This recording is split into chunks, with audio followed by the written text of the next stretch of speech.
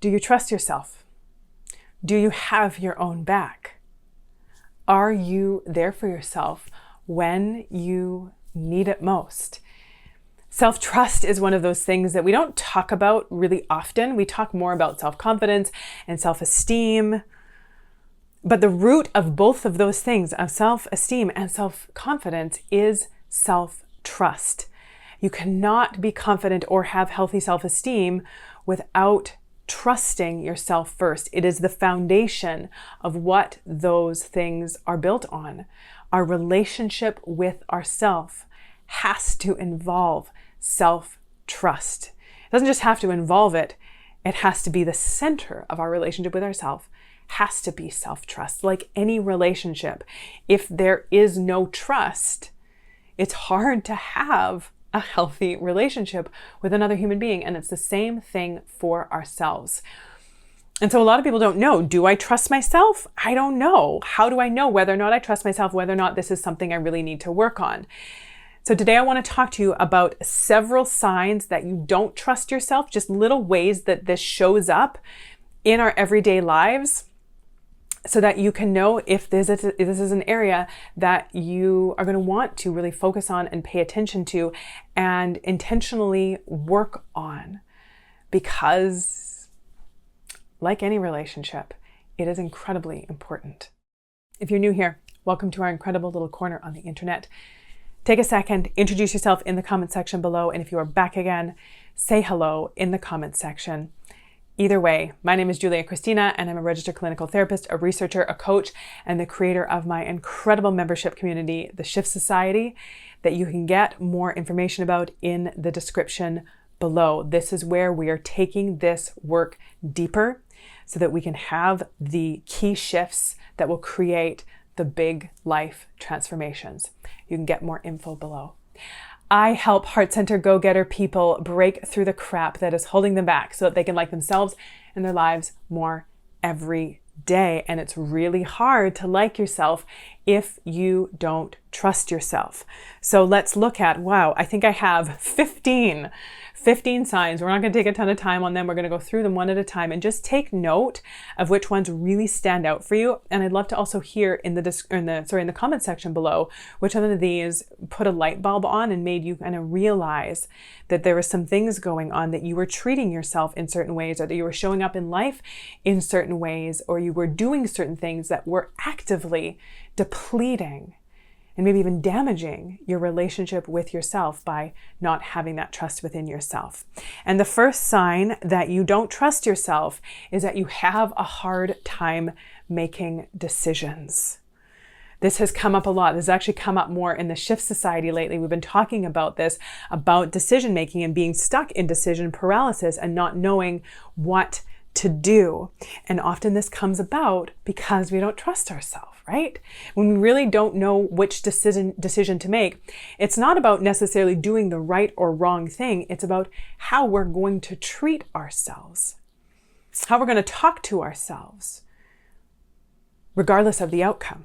So if we don't get the outcome we want, are we going to catch ourselves, or are we going to kick ourselves when we are down?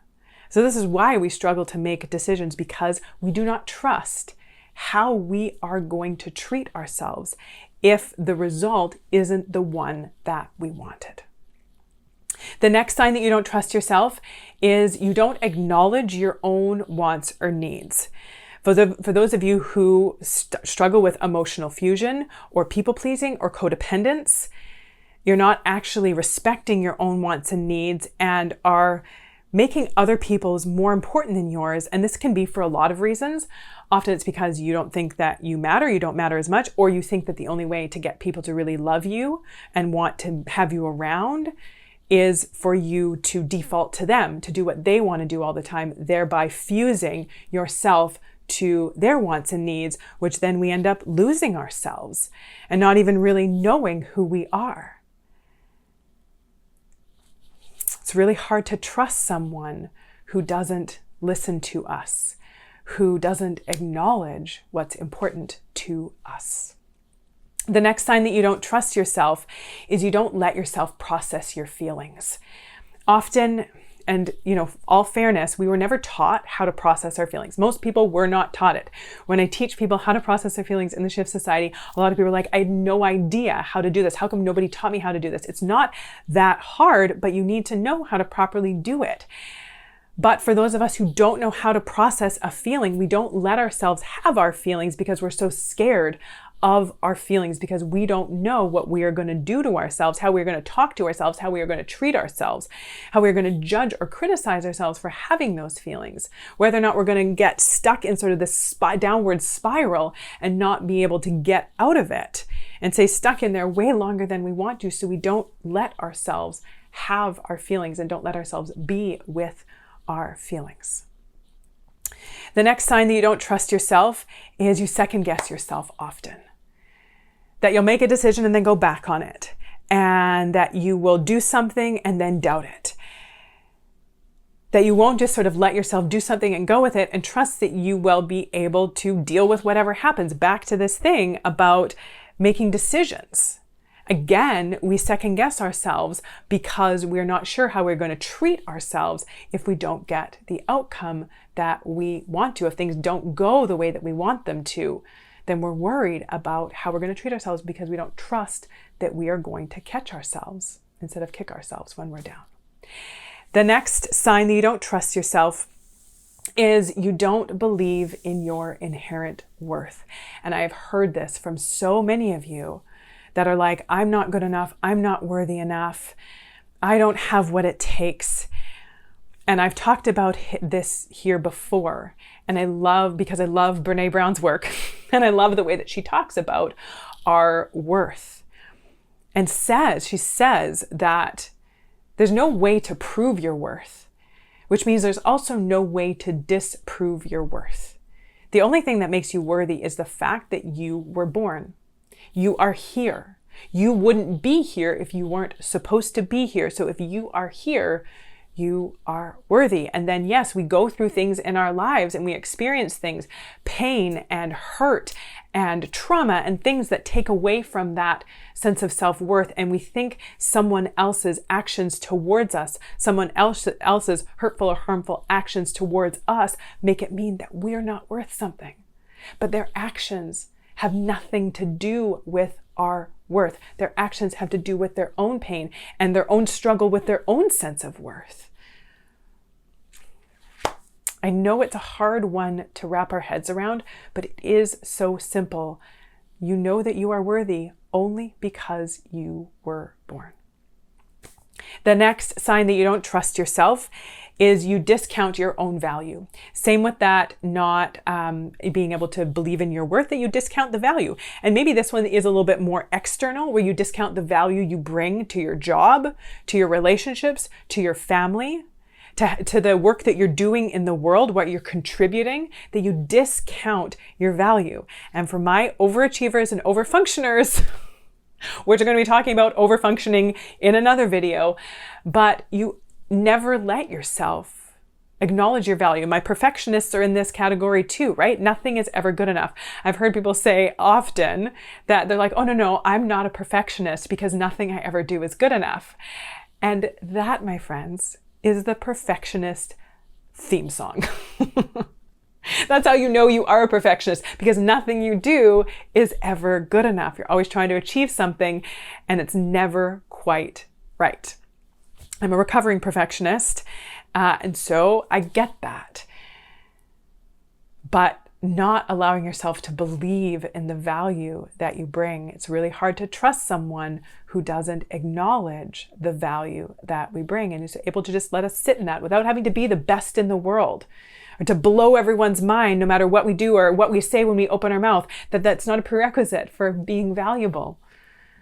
So many of us, we bring value to our families, to our children's lives, to our partners' lives, just for being who we are, by being loving and wanting to connect and being there for them. We don't have to do these big monumental, world-changing things to have value.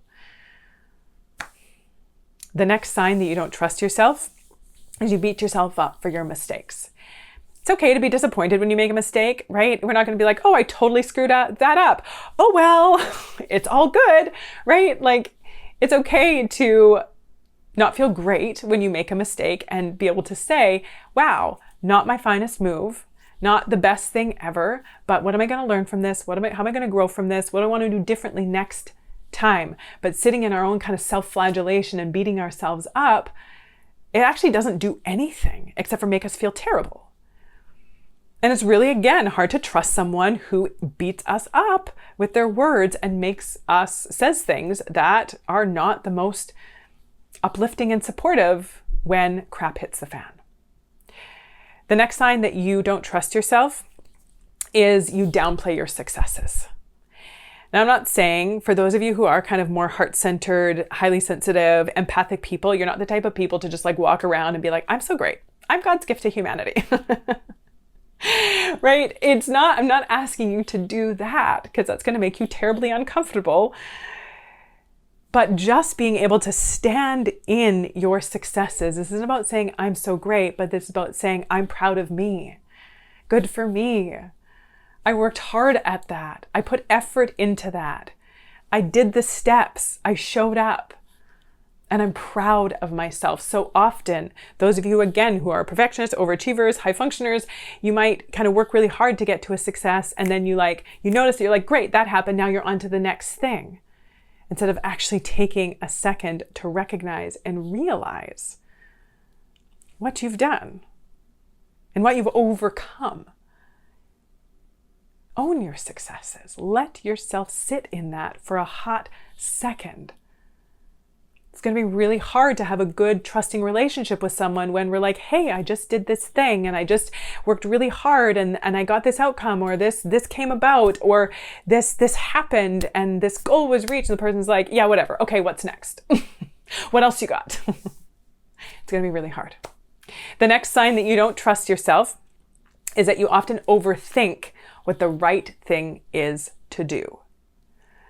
And this can show up in really simple ways.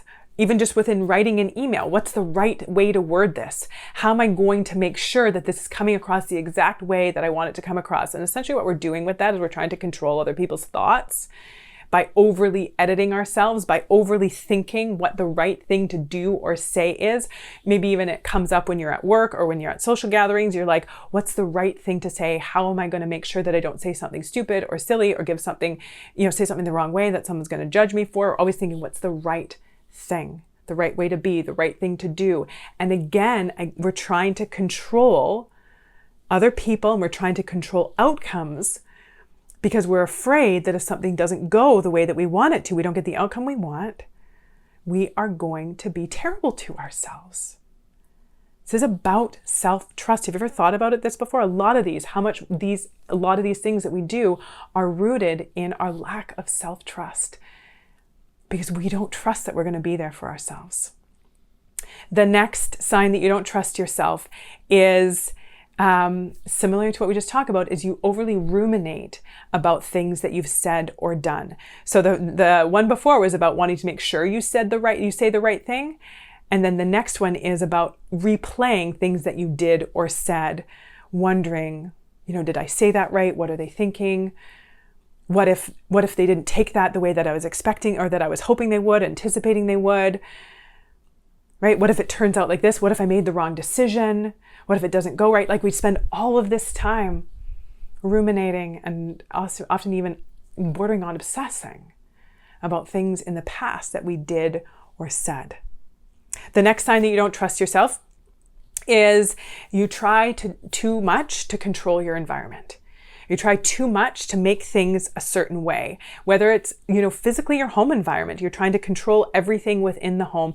You're trying to control your surroundings. You're trying to control your situations. You're trying to control your environment.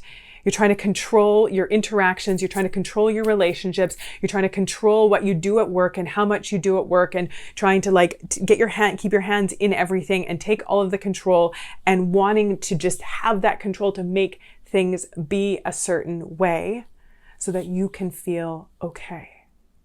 Because you don't trust yourself that you will be good to yourself if things or your surroundings or people or your work performance isn't at this blow them out of the water standard. So trying too hard to control things around you. And it's also when it comes to trying to control people around us, is because we are afraid that if they reject us, or if they leave us, or if they treat us in a way that we don't want to be treated, that it's going to mean something about us, that we're not good enough, that we're not lovable enough, that we are unworthy. So we try to control people, which is a little bit ironic, because the more we try to control people, the more it pushes them away, and the more it becomes that self-fulfilling prophecy that I'm unworthy of love. Because when we control people, often they will resist. They'll move away, and then they will be further from us, and then we'll say, see, everyone leaves me, no one loves me, everyone, people can't stand me, I'm too much, right? But then we have created that for ourselves, because we don't actually trust that just who we are without doing all of the controlling is enough. The next sign that you don't trust yourself is that you're really hard on yourself. Oh, I get this one. I used to be so hard on myself. Most things that I did were never good enough, and I would beat myself up. I should have done it more this way. I should have said it more like that. I should have acted more like that. I should have done more. I should have, whatever that was. It was always this, I should have. I'm really hard on myself. It's just never quite good enough. And this is again for my perfectionists, who we are scared to be our vulnerable selves. We are scared that showing up as our perfectly imperfect selves, that there's something wrong with that. There's something not good enough about that. And so we beat ourselves up. The next sign that you don't trust yourself is you have no problem breaking promises to yourself. How often do we do this, where we would never break a promise to someone else, but when it comes to committing to something for ourselves, we have no problem breaking that promise. We have no problem just saying, oh, well, I'll get to that later. Oh, it's not that important. I can do it later, and I can start tomorrow. We're not saying it's not that important. We're saying I'm not that important.